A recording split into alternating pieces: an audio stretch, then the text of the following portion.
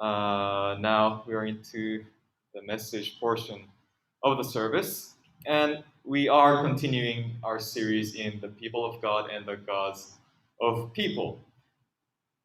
And yes, it's working. All right. So today's message is entitled "The Third Commandment Idolatry: King Saul's Presumption." Now, if you've been with us so far, we are going through different stories, passages in the Bible from the lens of idolatry, that is, worshiping idols or worshiping no God, if I may put that. So for the last two previous sermons, we looked at perhaps a minor stories in the book of Judges. There was a person called Micah, another Levite, there were Danites, and all these people in their own ways worshiping idols while they profess to have faith in the God of Israel. And we're sort of going through the Bible in a chronological manner, I think, because we looked at the Exodus story, the golden calf story, then we went to Judges, and today we're looking at King Saul. So, in a sense, chronological. But today I would like to take a look at King Saul, if you remember, the very first king of Israel, as idolatry. And this message, or this passage, I actually preached on last year. Not exactly maybe it was in August. I think this was the very first sermon I preached when I came back from the seminary. So sorry for the duplication in the sense of passage, but I hope that this adds somewhat a new insight to the exposition. Now, this story is found in 1 Samuel chapter 15, and this will basically be between King Saul and Prophet Samuel. Well, let's get right into it. 1 Samuel chapter 15, verse 1. And Samuel said to Saul, "The Lord sent me to anoint you king over his people, Israel. Now therefore listen to the words of the Lord." So here the prophet comes to the king with a word from the Lord. And he begins by saying that, because you've been anointed by the Lord to be a king, you ought to listen to the Lord. Because you're a king under a king, you ought to listen to the King of Kings. Right? And here's the word from the Lord. "Thus says the Lord of hosts, I have noted what Amalek did to Israel in opposing them on the way when they came up out of Egypt." So here the Lord refers, or Samuel refers back to an incident that happened some hundreds of years ago between the tribes of Israel and the people of Amalek. And this story we can find in Exodus chapter 17, and I'll not get into it, but if you remember the famous story of Moses holding up his hands, and while his hands were up high, Israel was, winning, and when his hands got tired and lowered, the enemy was winning. That story? It was between Israel and Amalek and his people.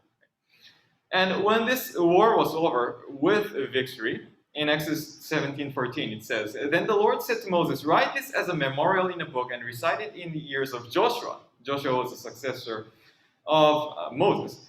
"That I will utterly blot out the memory of Amalek from under heaven." Now, I'll not get into the severity of judgment given by God, or the severe judgment that will be given in this 1 Samuel 15 story. But here, the Lord swears that I, the Lord, will utterly blot out the memory of Amalek from under heaven. And now, the Lord comes with a word to Saul.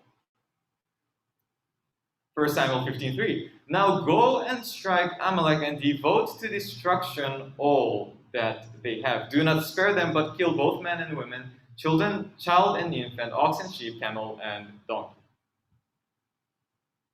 So here, the Lord is trying to fulfill the promise that he's made hundreds of years ago, that I will blot out Amalek from the face of the earth, through Saul. Saul was to be the hand of God in accomplishing what the Lord swore some years ago. And it seems like these words given to Saul has no place for negotiation. Like, it is utter destruction, right?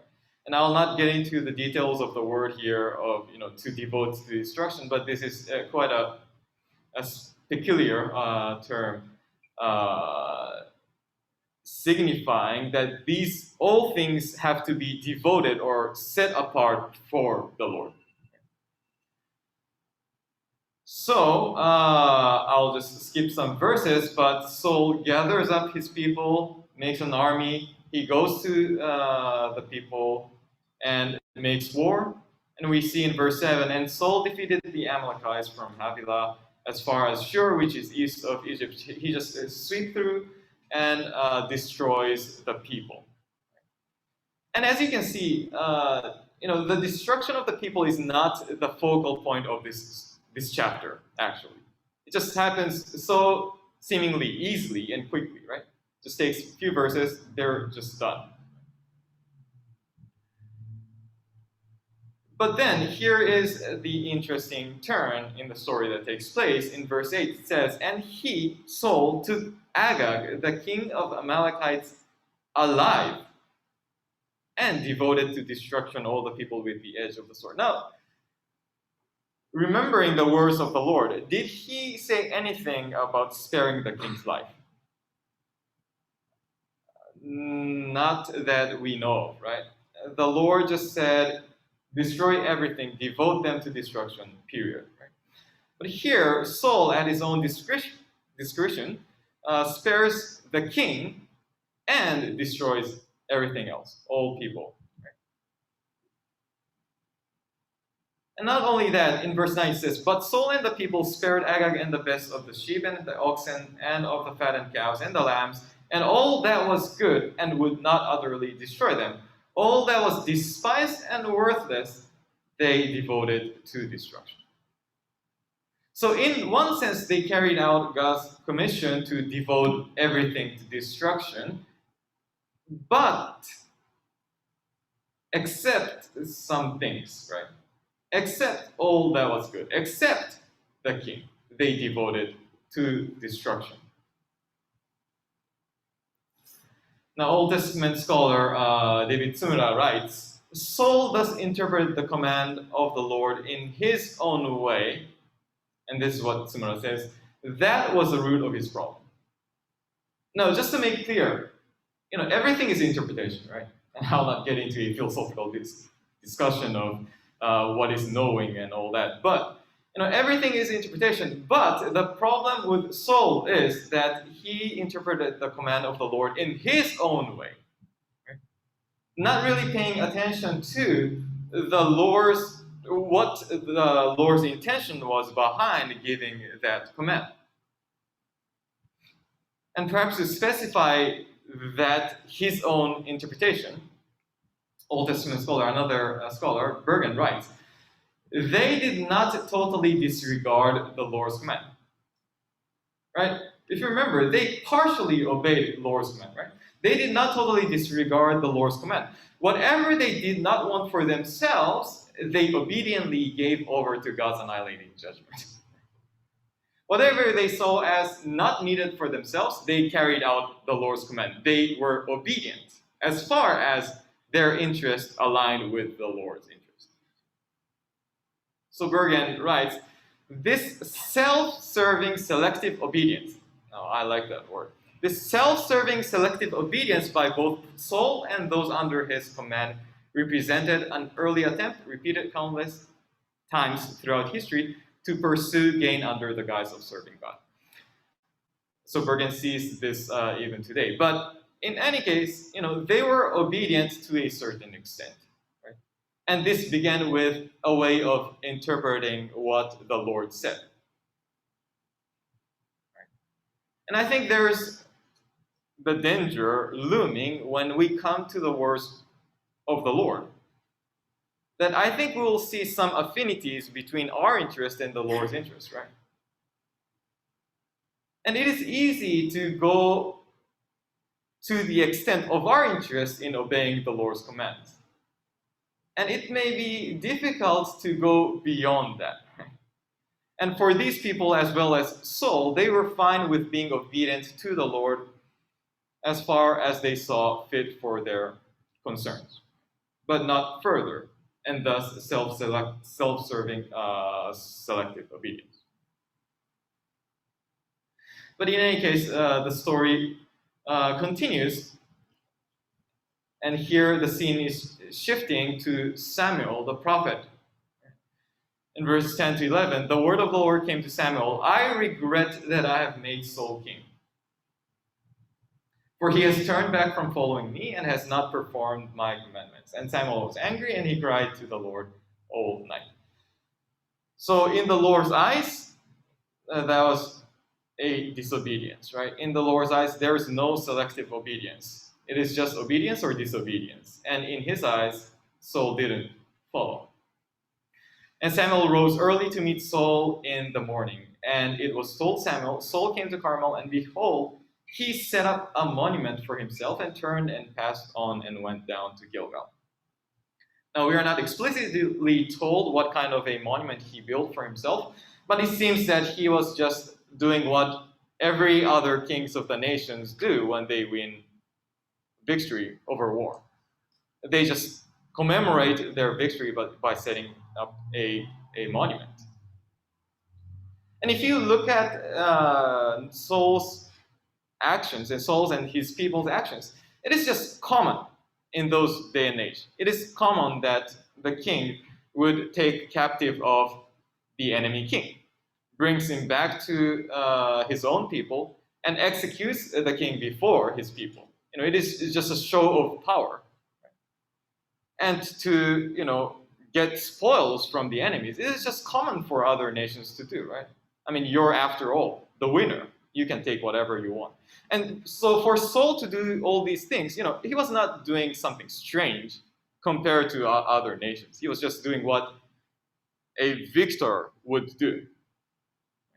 And here, again, we see, not knowing what kind of a word was given from Lord to Samuel at this moment, setting up a monument, glorifying in his victory. But Samuel now goes to Saul with quite a severe word. In 1 Samuel 15:13, it says, And Samuel came to Saul, and Saul said to him. It's interesting who first opens the mouth.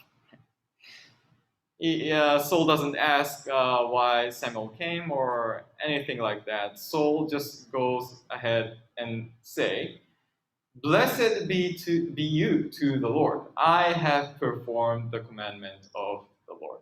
And this might make us suspicious of the intention behind his saying. But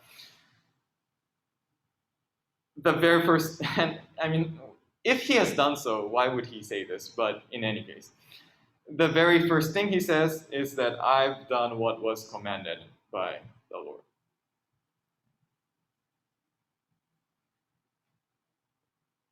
And in Adventist commentary, it is written, like men all through the course of history, Saul was ready to believe that he had carried out the commission given him, merely by performing that part of it that was agreeable to him.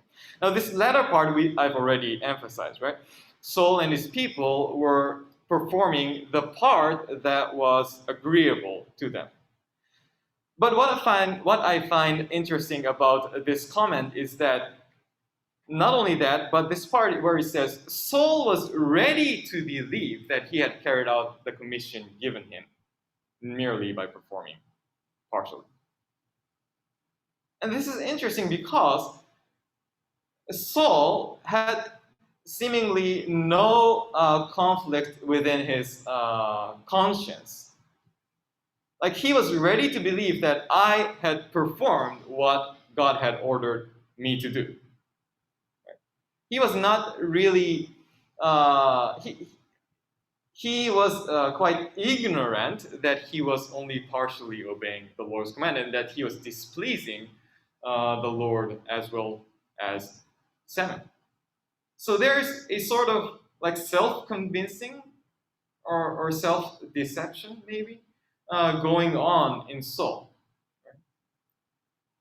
So theologian Francisco Murphy writes, Saul could not circumvent God's command without telling himself that God really wanted him to do what Saul wants to do. And here I see some kind of a progression. Right? With Saul, it began with an interpretation, with his own way of interpretation. Right? But then when it came to actualization, when it came to carrying out the task, he actually had a faith that he was doing God's will. Right? He was able to convince himself, or without convincing himself, he might not have been able to perform that act. Like he did believe that he was doing what God told him to do.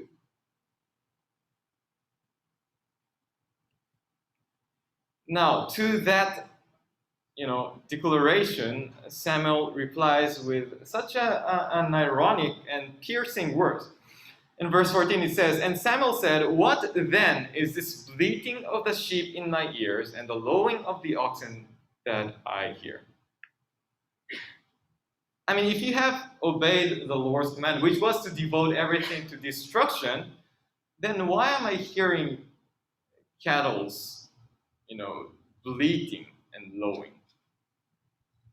Like you said you obeyed, but I hear these oxen and sheep saying you disobeyed. And these external evidences were so clear to Samuel and yet not so clear to Saul. But even to this, and we'll see the conversation, this back and forth between Saul and Samuel, takes place, but see how Saul justifies of his acts as obeying the Lord's command. Saul said, They have brought them from the Amalekites. For the people spare the best of the sheep and of the oxen to sacrifice to the Lord your God, and the rest we have devoted to destruction. Now he says two things here, I think. First, and this first one is subtle, which will come more apparent as the conversation unfolds. But first is, who has done this? Like, who have brought all these animals and all these goods? He somehow detached himself from the action. He says, they have brought, for the people spared. Right? So he doesn't blame the people yet, which he will do later, but he sort of moves himself away from the active agents here. And the second point, I think this is quite important, but he says the reason or the purpose behind bringing all these goods back. Was it to make him rich? Was it to satisfy the people, according to Saul? No. It was to sacrifice to the Lord your God.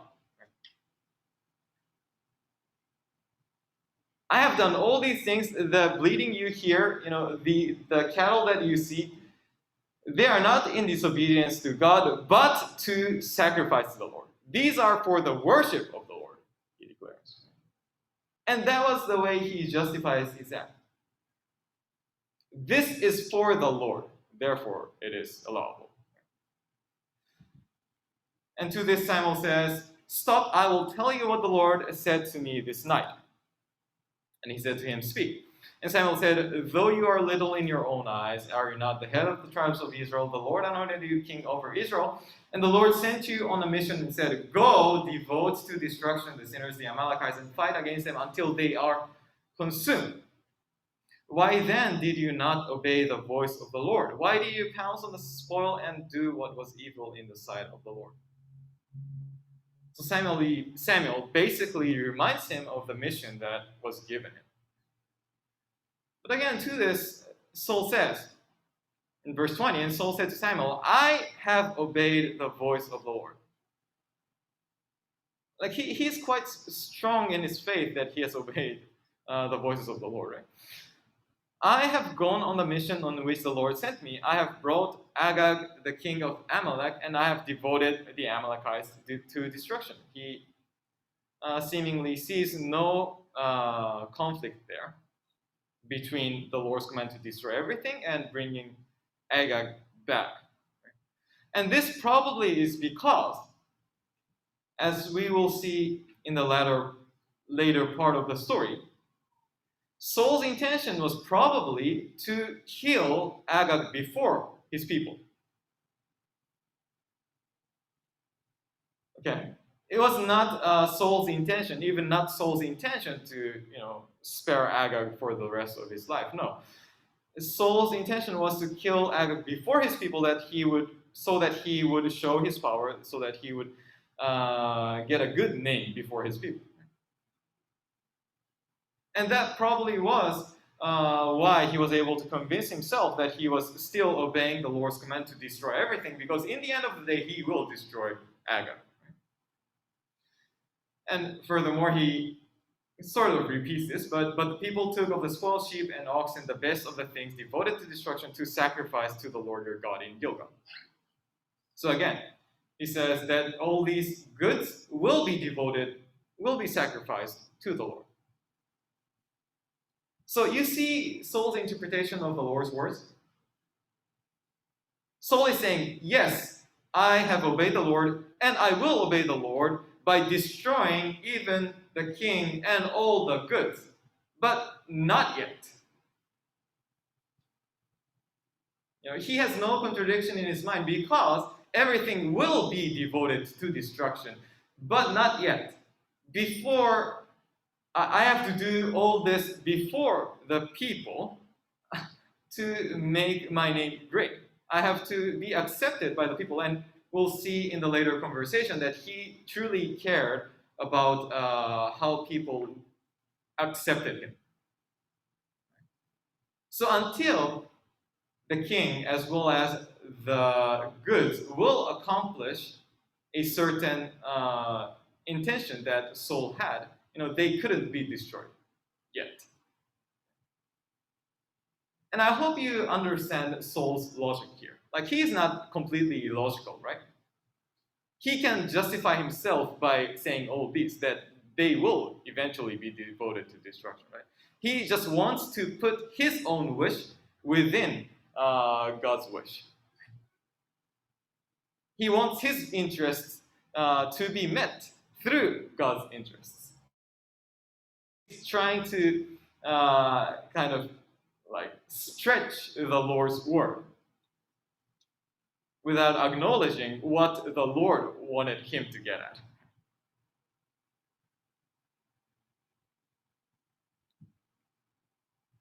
And to this, Samuel gives such a prophetic, poetic pronouncement. In verse 22, he says, "And Samuel said, has the Lord as great delight in burnt offerings and sacrifices, as in obeying the voice of the Lord? Behold, to obey is better than sacrifice, and to listen than the fat of rams." Now, Samuel is not saying that there is no need for sacrifices, or that all these things, the Lord said nothing. No, I mean, if you go back to the books of Moses, you'll see that the Lord himself commands about all these sacrifices to be offered, right? But here, the thing is that without obedience, without listening to the Lord, all these sacrifices are just vain. You cannot just appease God by giving something to him.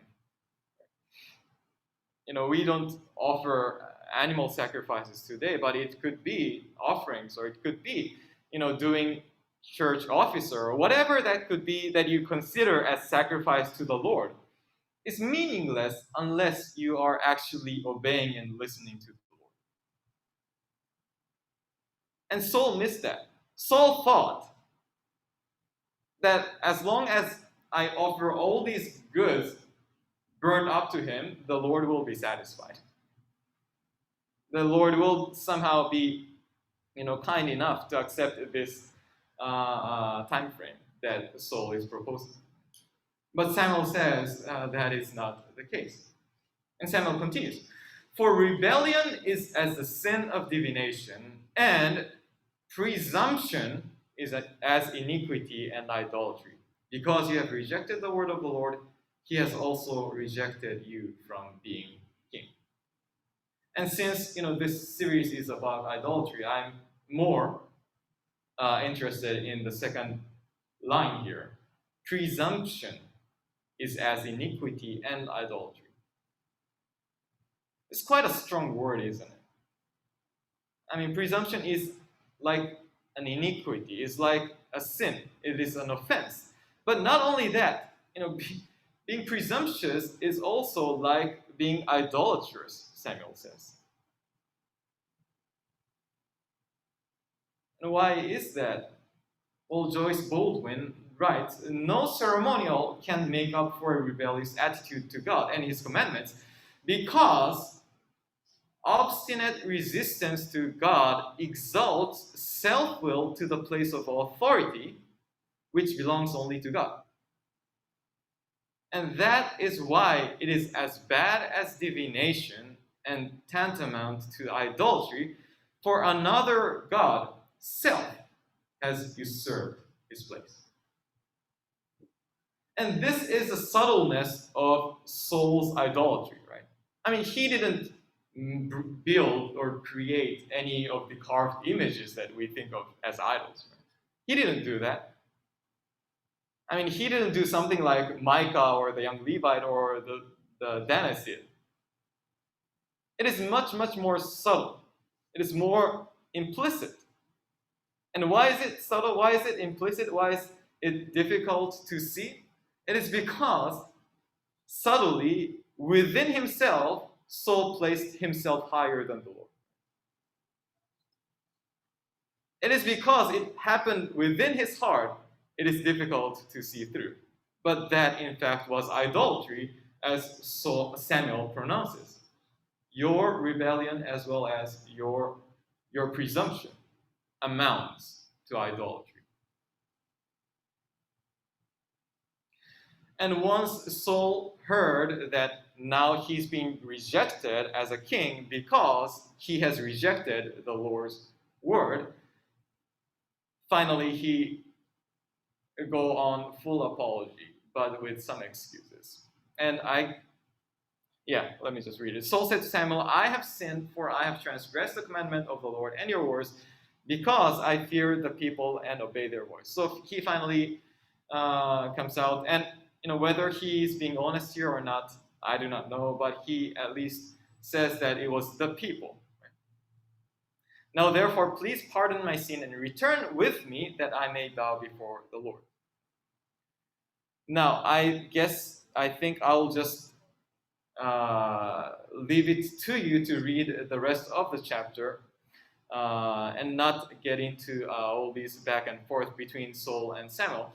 But to summarize what they go back and forth, Saul's primary interest in confessing his sin and asking for forgiveness is so that he wouldn't lose face before his people. That's the prophet Samuel who anointed Saul would not leave him. That Samuel would accompany him to appear before his people, especially the elders, as Saul specifies. And Samuel, although at first said, "No, I will not go with you," in the end he says yes. Maybe out of pity, maybe out of seeing that there may be chaos if he doesn't go with Saul. Whatever reason was, Samuel goes with Saul. And it is not Saul, but it is Samuel who accomplishes the undone task. Samuel takes up the sword and kills the king, King Agag. And it is quite a sad ending. You may read it on your own, 1 Samuel 15. But in the end, Saul and Samuel parts their way. And it's said there that they never saw each other again. But what may we learn from this story? And especially in light of idolatry. Well, I find Merrill Westphal, he's a philosopher, a Christian philosopher, comment insightful. In Suspicion and Faith, he writes, "What is verbally the worship of the one true God has become idolatry." And this he's referring to the story of 1 Samuel chapter 15. What is verbally the worship of the one true God has become idolatry. And he calls this the third commandment idolatry. For when we take God's name in vain by using religion to legitimize impious practices, we worship, in fact, another God. Now, do you remember the third commandment? Right? You remember that we shouldn't take the Lord's name in vain. And we take it to mean different things, like we shouldn't use the name of the Lord or Jesus or God to curse, or we shouldn't irreverently use his name, etc. Right? Or sometimes we take that commandment to mean because we bear the name of God, like we are called Christians, we should live up to that name, etc.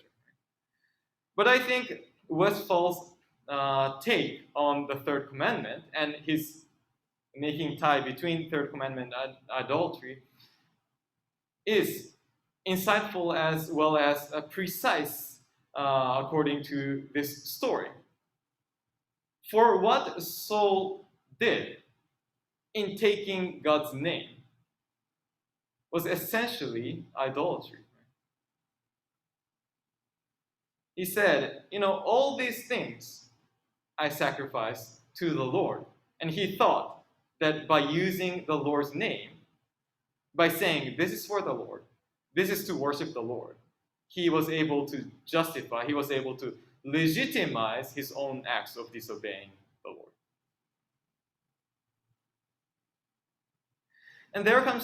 And here we see the danger or the temptation that lies is particularly for those who profess their faith in God. Like atheists are not tempted with this kind of temptation because they don't have to refer to the name of the Lord. They don't have to mention God. But this temptation, this sin of the third commandment, idolatry, is particularly for us. In that when we do things, we are tempted to use the Lord's name to legitimize our own acts. And to further go to claim that this is what the Lord has commanded me and I just obeyed him. And I know that this story is a bit complex and moving in stages, but just to recap, it all started with Saul saying, I will interpret the Lord's words that would accord with my own interest. I mean, he didn't go on a full heretical interpretation, right? He just inserted the words, within a certain time frame, I will devote everything to destruction. But that kind of interpretation bled into actualization in faith that he actually is obeying the Lord.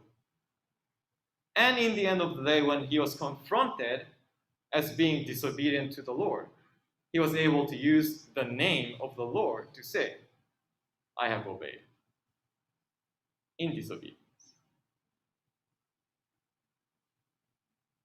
And I hope that this story will teach us many lessons, but maybe to begin with, or at the basis, this I hope will, as with many other stories that I've been sharing, will make us humble when we approach the words of the Lord. To truly seek for the interest of the Lord instead of finding where our interest and the Lord's interest would match. Because if we approach the Lord as well as the Bible primarily with our own interests, we will definitely find our interests being met by the Lord. But in the end of the day, we might lose the line between ours and the Lord's and start to claim our interest as the Lord's interest. And we might start to actually claim that we are obeying the Lord when we are, in fact, disobeying the Lord, as was Saul's case. And we see in this story that the consequence was quite severe. There was no mercy in terms of him being rejected from the throne. And this is not to say that Saul himself, as a person, was rejected by the Lord. It didn't go that far yet. But this certainly was a pivotal point in Saul's life of going down and down from this time and onward. So I hope that this story will be kept in our minds so that we may always be in humility before the Lord, that we may be seeking the Lord's intention before our intention, the Lord's interest before our interest in obeying the Lord. Because none of us would like our sacrifices to be considered as vain, right?